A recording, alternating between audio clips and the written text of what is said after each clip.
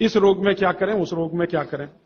तो सबसे पहला प्रश्न जो मैं सबसे आसान मानता हूं, आंखों के नीचे काले धब्बे आ गए हैं तो क्या करें। मैं इसका उत्तर पहले दे चुका हूं, फिर दोहराऊं। आपको सबसे अच्छा आसान उपाय मैं बता रहा हूं, वो ये, जिनको भी डार्क सर्किल है सवेरे उठें, सबसे पहला जो आपका थूक है, मुंह का लार है, इसको आंखों के नीचे लगा के मालिश करें, हल्की हल्की मालिश करें।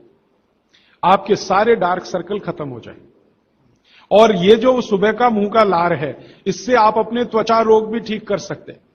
खाज है, खुजली है, दाद है, सोराइसिस है, इचियोसिस है, एक्जिमा है, हर जगह इसको अप्लाई करें और हल्की हल्की मालिश करें। कोई कहेगा कि बहुत ज्यादा शरीर में है तो इतना तो थूक बनता ही नहीं है और पूरे शरीर पे लगाना पड़े तो ऐसी स्थिति में आप मुझे व्यक्तिगत रूप से शाम को 4 बजे मिलें। मैं आपको एक ऐसी दवा बता दूंगा या लिखा दूंगा जो थूक भी बढ़ा देगी और आपकी शरीर की खाज, खुजली, दाग, धब्बे सब मिटा देगी। वो व्यक्तिगत है। नींद बराबर नहीं आती, नींद बराबर नहीं आती है तो इसका माने एक ही आप जान लीजिए कि आपके शरीर में अगर वात बढ़ा हुआ है, वायु बढ़ी हुई है, तो अच्छी नींद कभी नहीं आएगी। तो इसके लिए बहुत सरल उपाय मैंने बताया था। रात को गाय का घी हल्का गर्म करके दोनों नाक में डाल के सोएं।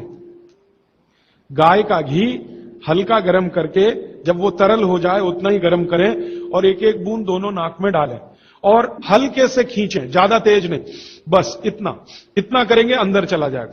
बहुत खींचने की जरूरत नहीं, क्योंकि आगे चला जाएगा, जहां नहीं जाना चाहिए वहां भी चला जा सकता है। तो हल्का खींचकर छोड़ दें और सो जाएं, भूल जाएं। फिर नींद बहुत अच्छी आएगी, खर्राटे बिल्कुल बंद हो जाएंगे, स्नोरिंग बिल्कुल खत्म हो जाएगी। नींद के समय जो खराब सपने आ रहे हैं, वो सपने कभी आएंगे नहीं, अच्छे ही सपने आएंगे जब भी आएंगे। रात में नींद कभी खुलेगी नहीं, 6 घंटे के पहले आप उठेंगे नहीं कम से कम। रात की नींद खुलने का एक वो तकलीफ आ गया ना, पेशाब आती है, नींद खुल जाती है। घी डाल के सोएंगे तो रात को नींद कभी नहीं खुलेगी, 6, साढ़े 6, 7 घंटे के बाद ही खुल। और बच्चों को तो जरूर करें, इससे और एक फायदा होगा, स्मरण शक्ति बढ़ेगी। ठीक है। अभी है हाई ब्लड प्रेशर, रक्त का ऊंचा दबाव, अस्थमा, पेट की कब्जी, और इसमें भी फिर आ गया है त्वचा का कालापन। वो मैं उत्तर दे चुका हूं। अब मैं आ जाता हूं, ब्लड प्रेशर हाई है। वैसे तो ब्लड प्रेशर हाई और लो होना ये काल्पनिक चीज है, कभी बाद में चर्चा करूंगा। लेकिन अगर आपके मन में बैठ गई है तो इतना ही जान लीजिए कि आपको जब लग रहा है और डॉक्टर को ही कह रहा है कि आपका बीपी हाई है, तो समझ लीजिए, इसको बागवती जी दूसरे सूत्र में कहते हैं कि रक्त की अम्लता बढ़ी हुई है, एसिडिटी बढ़ी हुई है। अब रक्त में अम्लता है तो अम्लता को खत्म करने के लिए क्षारीय चीज खाएं, क्षार चीज खाएं, क्षार। अब क्षार वाली चीजें क्या है? सबसे अच्छी क्षार की चीज है मेथी, सब्जी के रूप में भी और दाने के रूप में मेथी। दूसरी क्षार वाली चीज है, आप में से जैन है तो वो नहीं खाएंगे, लेकिन जो जैन नहीं है उनको बता देता हूं, गाजर। तीसरी क्षार वाली चीज है कोई भी ऐसा फल जिसमें रस नहीं है, सेब, केला, अमरूद, ये क्षारीय है। कोई भी ऐसे फल याद रहेगा आपको जिसमें रस नहीं है, ये सब क्षारीय है। सब्जियों में पालक क्षारीय है, बैंगन क्षारीय है। आलू के बारे में कहते हैं ना अम्लीय ना क्षारीय, वो बीच का है।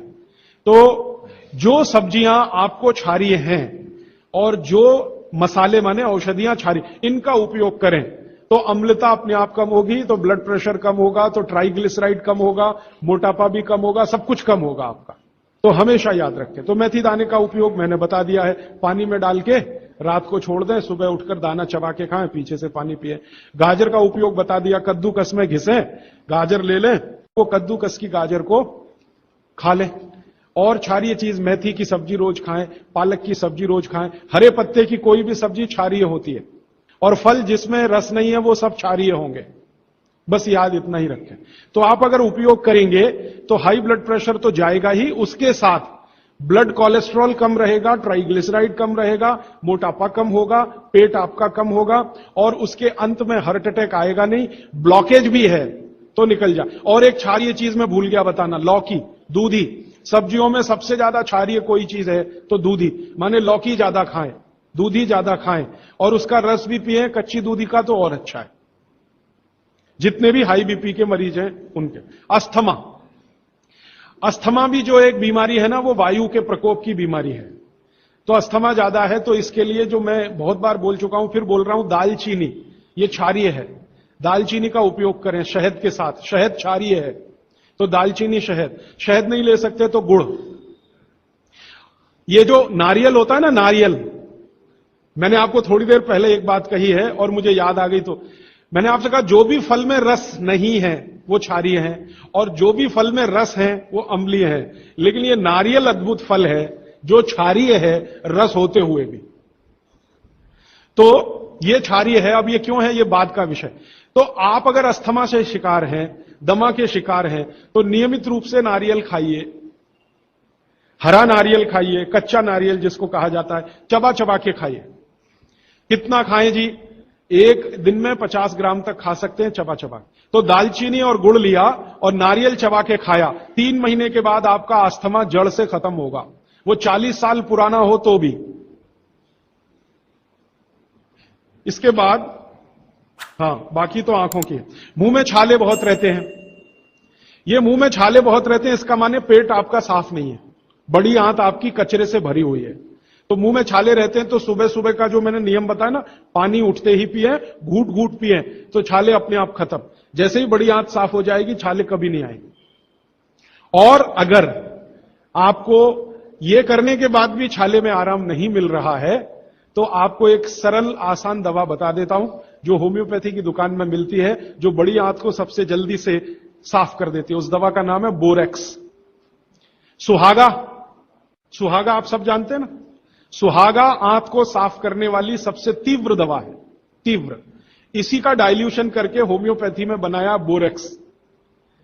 तो ले लें, किसी भी होम्योपैथी की दुकान से खरीद लें, 30 पोटेंसी में या 200 पोटेंसी में। इसके 3 ही खुराक लेंगे तो जीवन भर के लिए छाले की बीमारी आपकी आएगी नहीं, क्योंकि यह तुरंत बड़ी आंत को साफ करता है। पानी करेगा, धीरे धीरे करेगा। बोरेक्स तो एक ही दिन में काम करता है, लेकिन भागवत जी कहते हैं ये एक ही दिन का चक्कर छोड़ना चाहिए, तुरंत हर चीज का रिजल्ट मिल जाए। वो कहते हैं जीवन में कोई भी चीज फास्ट है ही नहीं, हर चीज स्लो है।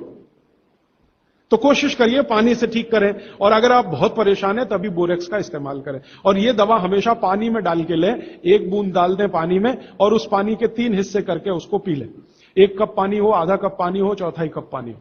अच्छा, अर्थराइटिस के लिए किसी ने पूछा है। अर्थराइटिस के अब जितने भी प्रश्न आएंगे उनका एक ही साथ ही उत्तर है कि अर्थराइटिस की समस्या अगर बहुत गंभीर है और डॉक्टर आपको कोई ये कह रहा है कि जी ऑपरेशन करा लो, तो हाथ जोड़कर कहता हूं ऑपरेशन तो कभी मत कराना, क्योंकि आप जिस स्थिति में हैं उससे भी ज्यादा खराब हो जाएगी।